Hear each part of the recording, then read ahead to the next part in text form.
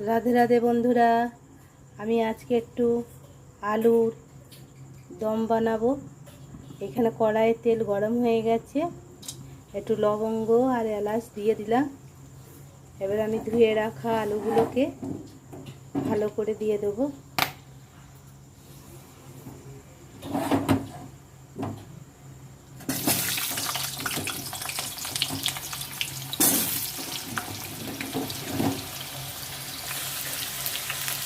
আলুটাকে একটু ভালো করে নেড়ে চেড়ে ভেজে নেবো লাল করে।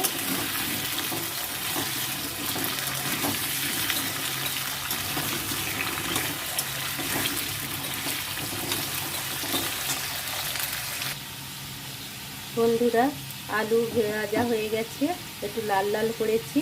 আর এই আদা রসুন বাটা আছে, এতে শুধু আদা রসুনটা বাটা আছে দিয়ে দিলাম। দিয়ে এটাকে ভালো করে একটু নেড়ে চেড়ে কষে নেব। ঘরোয়া রান্না, সাধারণ রান্না।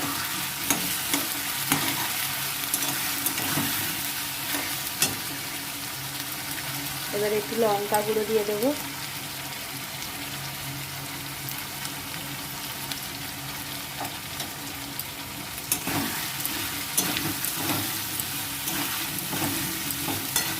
এটাকে ভালো করে একটু কষে নেবো, আদা রসুনটাকে আর লঙ্কাটাকে ভালো করে একটুখানি কষে নিয়ে একটু হলুদ গুঁড়ো দিয়ে দিলাম।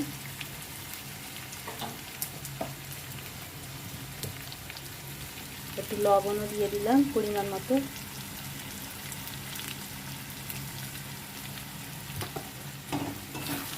আমি এটাকে ভালো করে নেড়ে চেড়ে একটু কষে নেবো, তাহলে আদা রসুনের গন্ধটা ছাড়বে, কাঁচা গন্ধ।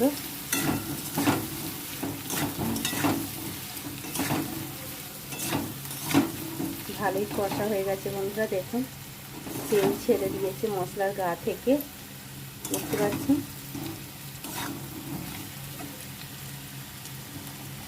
এবার আমি একটু সামান্য সস দেবো, এতে সামান্য সস দেবো, অল্প করে একদম।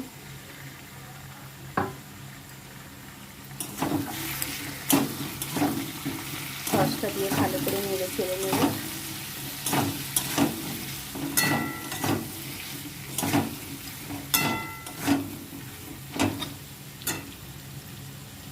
দেখুন কত সুন্দর কালারটা এসেছে।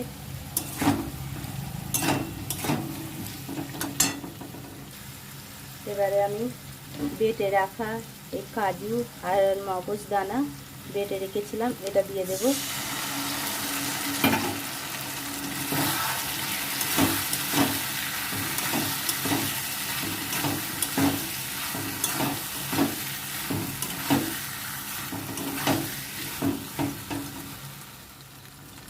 বন্ধুরা, এই দেখুন কষা হয়ে গেছে আমার। এবারে এতে সামান্য গরম মশলা গুঁড়ো দেব, অল্প করে একদম গরম মশলা গুঁড়ো দিয়ে দিলাম। এবার আমি জল দেব।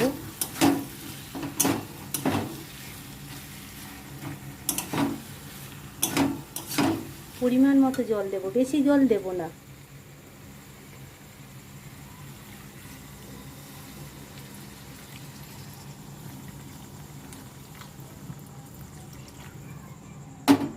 জল দিয়ে দিয়েছি।